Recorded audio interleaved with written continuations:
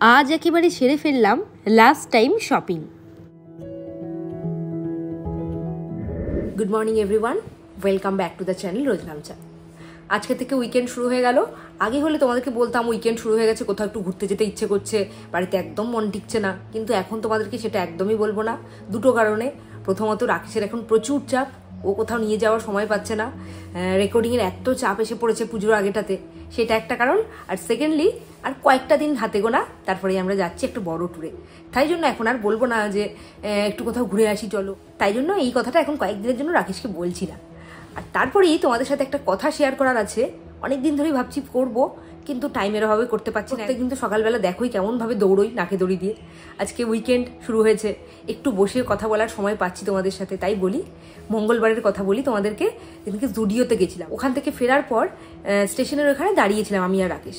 এক দিদি এসে জিজ্ঞেস করলো ঝনক কোথায়। জিজ্ঞেস করার পরে আমি ভাবছি যে কে, আমি তো চিনতে পারছি না। আসলে আমার রোজনামচা পরিবার এত স্ট্রং হয়ে উঠছে আস্তে আস্তে যে আমাদের রাস্তাঘাটে কেউ দেখলে এরকম এসে জিজ্ঞেস করে ঝনক কোথায়, ঝনক কেমন আছে। এত ভালো লাগে না। ওই দিদি আমার রোজনামচা ফ্যামিলিরই একজন মেম্বার। সেই দিনই রাত্রিবেলা আরেক দিদি এসেছিল আমার বাড়িতে। আমি তো চলে এসেছিলাম ওপরে। আমরা যখন আসি আমি গেট খুলে আগে ওপরে উঠি, তারপরে রাকেশ বাইক ঢুকিয়ে তারপরে আসে। রাকেশ আমাকে নিচ থেকে বলছে যে একটু আসো নিচে। গিয়ে দেখছি এক দিদি তার হাজব্যান্ড এবং ছেলেকে নিয়ে এসছে। এই দিদি প্রত্যেক মানে আমার ভিডিওতেই কমেন্ট করে থাকেন, তানিয়াদির কথা বলছি। ঝনককে তো খুবই ভালোবাসে, আর উনার ছেলে নাকি বলেছেন ঝনকের সাথে একদিন গিয়ে দেখা করে আসবো। এত তাড়াতাড়ি উনারা এসে দেখা করে যাবেন বাড়িতে আমি ভাবতেই পারিনি। আমার ফ্যামিলিটা দিনকে দিন এত মানে তোমাদের ভালোবাসা পাচ্ছে, আমি মোটেই এটা ভাবতে পারিনি এত কম সময় এত ভালোবাসা পাবো। আমি আশা করি তোমরা এইভাবেই আমার পাশে থাকবে, আর আমার ফ্যামিলিটা একদিন অনেক বড় হবে। তোমাদের ভালোবাসা পেলে সত্যি তাই হবে। চলো, অনেক কথা বললাম আজকে, এবার দিনটাকে শুরু করে দিই। দেখতে থাকো সারাদিন কি করি। এটা আজকে সকালবেলা ঘুম থেকে উঠে পড়েছে, স্কুল ছুটি তো ওই জন্য উঠতেই হবে। উঠে দেখো কি করছে। ভয় দেখাবি তুই আমাকে? হ্যাঁ, তুই আমাকে ভয় দেখাবি? এই পোকাটা কি জগন্নাথ ঠাকুর? পোকাটার চোখগুলো এরকম, বলছে পোকাটা কি জগন্নাথ ঠাকুর। দেখো অবস্থাটা। যেহেতু আজকে আমার আর ঝনকের বেরোনো নেই, শুধু রাকেশেরই বেরোনো আছে, তাই ঘুম থেকে উঠে রান্নাঘরের কাজে তখনও যায়নি। ঝনকের সাথে একটু খেলে নিলাম, খেলে নিয়ে তারপরে ঢুকবো রান্নাঘরের কাজে। পোকাটাকে ধর, পোকাটাকে ধর, এই পাশ দিয়ে পোকাটাকে ধর। একেবারে সকালের দিকটায় আমার রান্নাঘরে কতটা রোদ আছে তোমরা দেখে নিশ্চয়ই বুঝতে পারছো। যেদিন সকাল সকাল উঠি ঘুম থেকে কোনো অসুবিধা হয় না, সকালে কাজ করে ফেলি তারপরে রোদটা আসে। কিন্তু ছুটির দিনে যখন দেরি করে উঠি তখনই রান্নাঘরে ঢুকে আমার একেবারে কান্না পেয়ে যায়। একদিকে গ্যাসের তাপ আর একদিকে রোদ, অবস্থাটা শুধু দেখো, পুরো খা খা করছে। এই দেখো, যাদের পূর্ব দিকে রান্নাঘর তারা তো সবাই জানো রান্নাঘরে রান্না করতে সকালের দিকটায় কতটা কষ্ট হয়। আমাকে যদিও খুব একটা রান্না করতে হয় না, কিন্তু এই সকালের কাজটা করতে হয়। ওই আধ ঘন্টা 40 মিনিট যেটুকু টাইম রান্নাঘরে থাকি আমার একেবারে মানে ঝলসে যায়, এরকম অবস্থা হয়, খুব খারাপ অবস্থা হয়। ঘরে এসেছিলাম বিছানাটা তুলে ফেলতে, আর এসে দেখছি উনি এবার বসেছেন ওনার খেলনাগুলো ছড়িয়ে নিয়ে। বারবার বললাম খেলনাগুলো তাড়াতাড়ি গোছাও, খাওয়াবো, কিছুতেই শুনলো না, খেলেই চললো খেলেই চললো। ঝনককে সকালের দিকটায় যেহেতু দুধ রুটি খাওয়াই, সেই রুটিটাকে দুধের মধ্যে ভিজতে দিয়ে দিয়েছি। আর এই পাশে ফটাফট করে ফলগুলো কেটে নিচ্ছি। রাকেশ এক্ষুনি অফিসে বেরিয়ে যাবে, ওর ফল তো কাটতেই হবে, আর শ্বশুরমশাইয়ের ফলটা আমি সকাল সকালই কেটে দিই। তাই ভাবলাম আমার আর ঝনকেরটা কেন বাদ রাখি, একসাথেই কেটে ফেলি। ওই এক কাজ দুবারে করতে একদম ভালো লাগে না, তাই জন্য একসাথে সব ফল নিয়ে বসেছি। দেখো না, প্লেটে প্লেটে ভাগ করে একেবারে রেখে দিচ্ছি, যাতে পরে আর কোনো রকম ঝামেলায় পড়তে না হয়। অন্য দিনগুলোতে তো স্কুল থাকে, আমাকেও তাড়াহুড়ো করে বেরোতে হয়, ওই জন্য গীতাদি একটু হেল্প করে দেয়। কিন্তু আজকে গীতাদিকে বলেছি একটু দেরি করেই এসো, অসুবিধা নেই। তাই এদিকটা একেবারে একা সামলাতে হচ্ছে, ওই জন্যই একটু বেশি পরিশ্রমটা হয়ে গেছে আজকে সকালের দিকে। যতই আমার ছুটি থাকুক, রাকেশের অফিস থাকলে সকালবেলাটা আমি একদম মানে টাইম পাই না, হুড়োহুড়ি। এই ফল কেটেছি সবার জন্য, ফল কাটা হয়ে গেছে। এবারে ঝনককে খাওয়াবো, তারপরে রাকেশের টিফিন গোছাবো, তারপরে গিয়ে একটু স্বস্তি। একসাথে দুটো করে কাজ চলছে, একদিকে খাওয়ানো আর একদিকে গানের প্র্যাকটিস। আমার হাতে জল আছে দেখ। আমার ছেলেটা হয়েছে বড্ড পিতপিতে, মুখের মধ্যে যদি কিচ্ছু বাঁধে সেটা তো হাত দিয়ে বার করবেই, তারপরে আবার সেই হাতটাকে ওকে তৎক্ষণাৎই ধুয়ে দিতে হবে, মুছে দিতে হবে। এই রকম জ্বালাতন করতে থাকে খেতে বসে। দেখো না, ওই দেখো আরেকটা কি বের করেছে। এ নাও তোমার পুজোর গিফট। ও এটা সেদিন কিনেছো? বাহ, কালারটা দারুণ হয়েছে। দেখো তো সাইজটা ঠিক হবে কিনা খুলে। ওই সাইজ দেখে লাভ নেই, ওই সাইজ দেখে লাভ নেই, ওটা দেখে কোনো লাভ নেই। তোমার এস কেন? হ্যাঁ, ওটা দেখে কোনো লাভ নেই। তুমি খোলো, শুভমদার এমটা হয়। খোলো খোলো। সেদিন কাঁচরাপাড়ায় গিয়ে রাকেশের জন্য এটাই কিনেছিলাম, খুব পছন্দ হয়েছে। ডেনিম কালার, তলাটা ডেনিমই আর ওপরটা এরকম হোয়াইট একটা কলার দেওয়া। ওইখানকার দোকানগুলোতে দেখলাম যে সাইজের তুলনায় জিনিসগুলো অনেক বড়। রাকেশের যে জামাটা কিনেছি এটা হলো এস সাইজ, আর আমি যে জামাগুলো কিনেছি সেগুলো দেখলাম এক্সএস ঠিক হচ্ছে আমার। আর এই যে মা সেদিনকে নিয়ে এসেছিল, এত ব্যস্ত থাকে না, ওকে দিতেই ভুলে গেছি। আজকে মনে পড়লো এটা ওকে দিইনি, তাই জন্য আজকেই দিয়ে দিই। জামা পরে মনে হয় একটা ব্যাটারি ঘুরে বেড়াচ্ছে। ব্যাটারি না, বিরিয়ানির হাড়ি। দারুণ লাগছে। নিজেকেই নিজে কিভাবে আন্ডার এস্টিমেট করছে দেখো, কি বলবো একে বলো। আর এই দুটো জামাই ওর খুব পছন্দ হয়েছে। রাকেশ অফিসে চলে যাওয়ার পর ঝনককে কিছুক্ষণ গান করালাম। গান করিয়ে ভাবলাম যে আমিও একটু প্র্যাকটিস করি। আমি যখন প্র্যাকটিস করছি ওইদিকে ওইটা দেখো কেমন টুকি টুকি খেলছে আমার সাথে খাটের কোনায় ঢুকে। সকাল থেকে খুব ব্যস্ত থাকি, তোমাদেরকে বললামই। রাকেশ এখন বেরিয়ে গেছে, এইবার আমার অঢেল টাইম। ঝনককে সকালবেলাই বলেছিলাম খেলনাগুলো গুছিয়ে ফেলো, ও তো গোছায়নি। আর আমিও ভেবে রেখেছিলাম আমি এগুলো কিছুতেই গোছাবো না, এগুলো আমি ওকেই বলবো গোছাতে। আর দেখো না, এখন গুড বয়ের মতো কি সুন্দর সব ঢুকিয়ে ফেলছে। গান করে এসেছে, এবার এগুলো গুছিয়ে ও পড়তে বসবে। অনেকক্ষণ ধরে চেনটা আটকানোর চেষ্টা করলো, না পেরে তারপরে আমার কাছে নিয়ে এলো। আমাকে পড়াশোনা করাবে তুমি? আসো। ঝনককে যখন বললাম যে চলো একটু পড়তে বসবে, তখন বায়না করছিল পড়তে বসবে না বলে। তারপরে বুদ্ধি কাটালাম, বললাম যে সবসময় তুমিই তো আমার কাছে পড়ো, আজ না হয় আমি তোমার কাছে পড়বো। তুমি আজকে আমাকে লেখা শিখিয়ে দেবে, দিদা কিভাবে তোমাকে লেখাগুলো শেখায়। ইন্টারেস্ট সহকারে বই খাতা নিয়ে বসে পড়লো, আর আমি হয়ে গেলাম সাকসেসফুল। ঝনকের স্কুলের হোমওয়ার্কগুলো আমি সাধারণত এই শনিবার দুপুরের দিকটাই করানোর টাইম পাই। আসলে শনিবার রাত্রের দিকে ওর পড়া থাকে, আর রবিবার দিন সকালবেলা ওর গানের ক্লাস থাকে। আর রবিবার রাত্রিবেলা ঝনককে নিয়ে একটু এদিক ওদিক বেরোই, তাই জন্য হোমওয়ার্কটা করানোর সময় হয় না। এটাই হলো আমার ওকে হোমওয়ার্ক করানোর টাইম। গত উইকে শুক্রবার দিন স্কুলে যেতে পারেনি, ওই জন্য খাতায় হোমওয়ার্কগুলো বেশি জমে গেছে, তাই একটু টাইম লাগছে আজকে করাতে।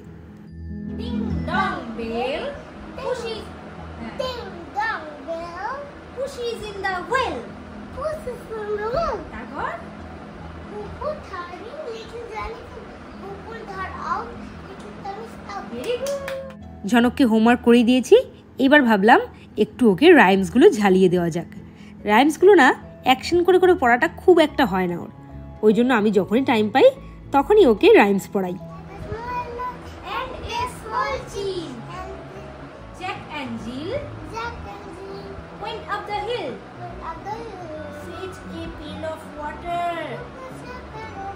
Jack fell down and broke his crown. Jill came tumbling after.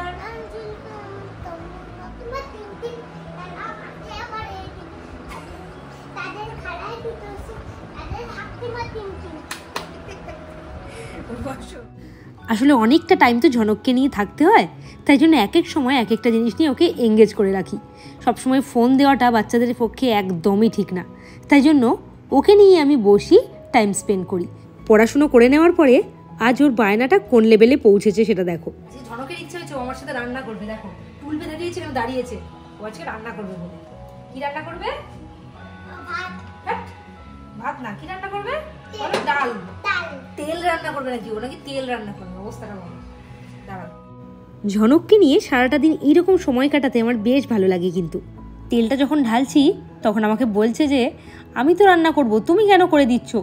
তখন ভাবলাম ওকে দিয়ে রান্নার ফোড়নগুলো দেওয়ানো যাক। এইসব করতে গিয়ে না একটু বেশি তেল ঢেলে দিয়েছি, আর আমি তো বেশি তেলে একদম রান্না করতে পারি না, ওই জন্য কিছুটা তেল ঢেলে রাখলাম। ডালের মধ্যে ফোড়ন হিসেবে দেবো আজকে মেথি, শুকনো লঙ্কা আর তেজপাতা। এই প্রত্যেকটা জিনিসই কিন্তু ঝনক দিয়েছে, আর ঝনককে আমি সমানে ইন্সপায়ার করে গেছি। আর ওকে বলেছি আজকের ডালটা তো ঝনক সোনাই করলো। বারবার বাবা আসার পরে বলে গেছে আজকে আমি রান্না করেছি বাবা, জানো তো আজকে আমি ডাল রান্না করেছি। কি ভালো লাগছিল আমার আজকে।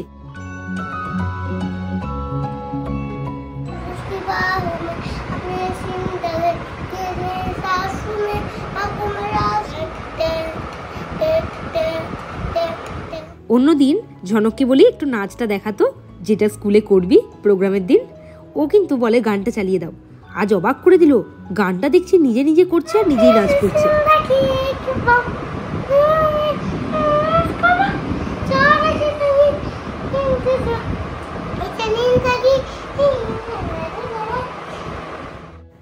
ঘরের পর্দা সরাতেই বাইরে দেখলাম একেবারে যেন সূর্যের বিস্ফোরণ ঘটছে।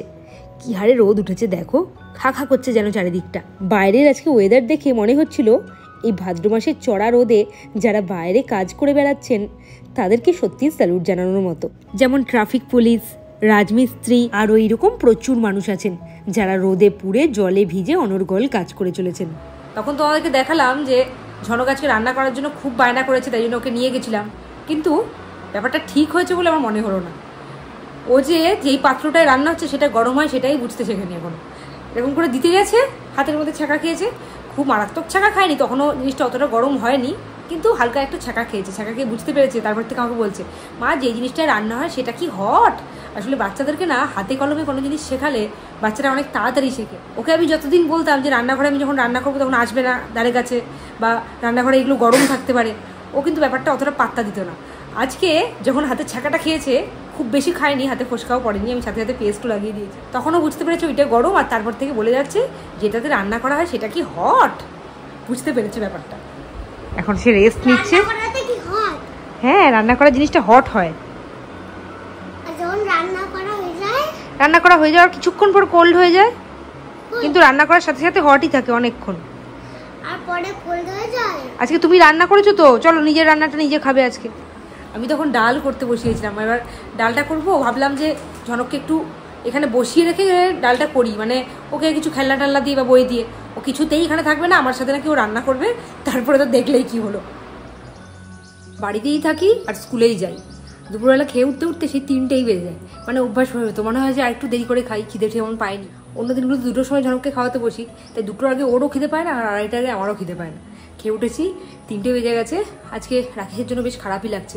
আসলে রান্নার দিদি 2 দিন তো কামাই করেছে জ্বরের জন্য, আজকে এমনি দেরি করে এসেছে।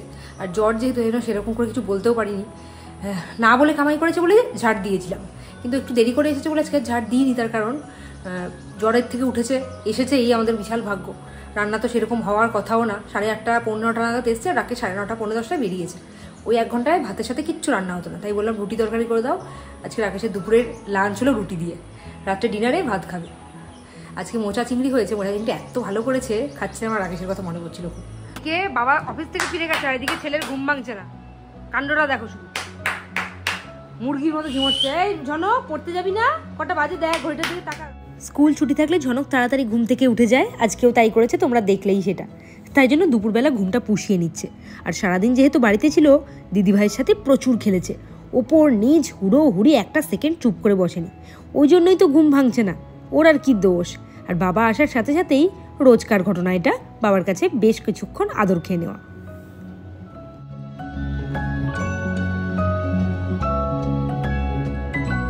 রাকেশ অফিস থেকে ফিরে গেছে, আর ঝনককে পড়তে নিয়ে যাওয়ার টাইমও হয়ে গেছে, 7টা প্রায় বেজে গেছে।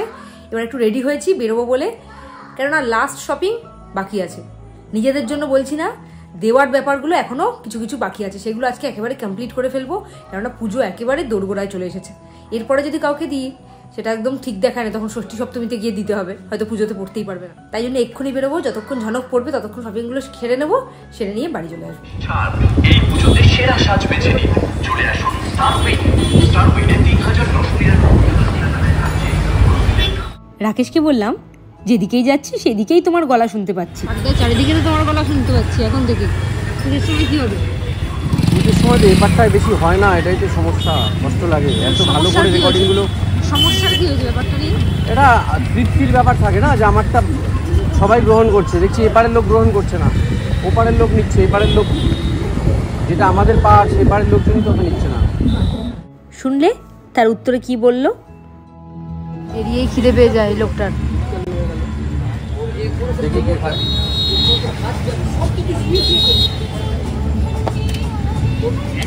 দুটোই তো আমার, তাই তো? আমার খিদে পেয়েছে, তুমি খিদে পাও না তোমার, তুমি খাও না। খিদে পাইনি, আমার জল তেষ্টা পেয়েছে, তুমি জল খাওয়াবে না, তাই 10 টাকা দিয়ে কিনে, তাই জন্য 30 টাকা দিয়ে লস্যি খাওয়াচ্ছ। বাহ, দারুণ বললে। স্ট্র লাগবে না আমার। ও ওটা চামচ দিয়েছে নাকি? দেখি দেখি ভেতরে কি আছে। এত বাহ, ভালো তো, 30 টাকা মাত্র দাম। ঝনককে স্কুলে নিয়ে যাওয়ার সময় এই দোকানটা রোজ দেখি, ভেবেছিলাম একদিন টেস্ট করে দেখতে হবে। আজ তো টেস্ট করার সুযোগ হয়ে গেল, কেননা খুব জলতেষ্টা পেয়েছিল। দুধের স্বাদ ঘোলে মেটালাম। চাকদায় উদ্বোধন হলো নতুন আরেকটা শপিং মল এম বাজার, আর সেইখানে আমরা যাব না কি করে হয় বলো তো? খুব ভিড় জানি, তাও ঢুকে গেছিলাম, আর গিয়ে পছন্দ করতে শুরুও করে দিয়েছি যেগুলো আমাদের দরকার। চাকদায় এখন এতগুলো শপিং মল হয়ে গেছে, কে কাকে টেক্কা দেবে সেটাই বোঝা যাচ্ছে না। আর যখন যেটা উদ্বোধন হচ্ছে সেটাতে একেবারে উপচে পড়া ভিড় চোখে পড়ছে। চাকদায় শপিং মল তৈরি হওয়ার ক্ষেত্রে যেরকম উদ্যম দেখা যাচ্ছে, একটার পর একটা নতুন শপিং মল তৈরি হচ্ছে, চাকদার রাস্তাঘাটগুলো যদি সেইভাবে উদ্যম নিয়ে তৈরি করা যেত পুজোর আগেটাতে, তাহলে খুব ভালো হতো, তাই না? আর পুজোতে যদি বৃষ্টি হয়েছে তাহলে তো চাকদা চলে যাবে একেবারে জলের তলায়। তখন আর কি করবে বলো তো, এত জামা কাপড় কিনে মানুষ। কি ভিড় ভেতরে দেখতে পাচ্ছ? তোমার কেনা শেষ হবে পুজোর? আমাকে তো স্কোপই দিচ্ছ না। এই দেখো এখানে জমিয়েছি, দেখো আরো দেখছে, জিন্স দেখছে। আমার আর শ্বশুরমশাই। তোমার তো আছে, আমার কিন্তু এখন একটাও হয়নি। তোমার তো পছন্দ হচ্ছে না, তোমার যদি পছন্দ করতে পারছি। কেন কেন, তোমার সময় এবার, তুমি কেন। একদিকে ঝনকের পড়াও হয়ে গেছে, আরেকদিকে আমাদের শপিংও কমপ্লিট হয়ে গেছে। এইবার ঝনককে নিয়ে এসেছি ঝনকের জন্য একটা জিকে বই কিনতে, কিন্তু মন মতো একদমই পেলাম না। বাড়ি ফিরলাম, একটা ছুটির দিন কেটে গেল, আর মাত্র একটা ছুটির দিন। এর আগের সপ্তাহ বেশ ছুটিতে কাটলো। অবশ্য টিচার্স ডে সেলিব্রেটের জন্য স্কুলে যেতে হয়েছে, কিন্তু ধরাগতের সেই ক্লাস করানো সেটা তো ছিল না। এই সপ্তাহ পুরোটা ক্লাস আছে, কোনো রকম ছাড় নেই এই সপ্তাহটা, তাই জন্য একদমই ভালো লাগছে না, একটু চাপই লাগছে। বাড়িতে এসে গেছি, এবারে তোমাদের সাথে আর কত শেয়ার করবো বলো।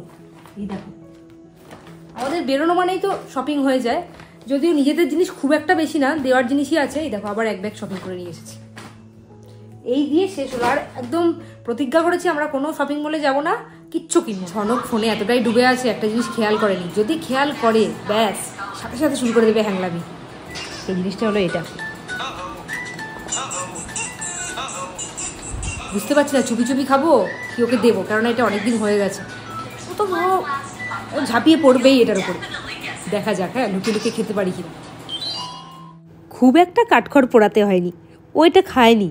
ওর খাওয়া হয়ে যাওয়ার পরেই দেখলাম নিজে থেকেই ওই ঘরে গিয়ে শুয়ে পড়লো ফোনটা নিয়ে, তাই চুপি চুপি করে খেয়ে নিয়েছি তাড়াতাড়ি, একদম বুঝতে দিইনি ওকে। ঝনক আমাকে একভাবে একটা প্রশ্ন করে যায় সব সময়, তারপরে প্রশ্নের উত্তরটাও নিজেই খুঁজে নিয়েছে, সেটা তোমরা শোনো এবার। বলো। আমি ছোটবেলায় কেমন করে ঘুমাতাম? কোথায়? ছোটবেলায় কেমন করে তোমার পেটে ঘুমাতাম? হ্যাঁ, ছোটবেলায় তোমার পেটে কেমন করে ঘুমাতাম? কেমন করে ঘুমোতে? একটু দেখো, এরকম করে রাখো, ছোটবেলায় আমার পেটের মধ্যে ঘুমোতো। আর কেমন করে ঘুষি মারতে? এরকম করতো, এরকম পা দিয়ে আর হাত দিয়ে আমাকে ঘুষি মারতো। এটা নিজেই বানিয়ে নিয়েছে। শুয়ে পড়ো, সবাইকে গুড নাইট বলে দাও। আজকের মতো গুড নাইট, কালকে ব্লগে দেখাবে। Tata, good night. একটু ভালো করে তাকিয়ে বলো এদিকে। আজকের মতো গুড নাইট, কালকের ব্লগে দেখাবে। Tata, good night.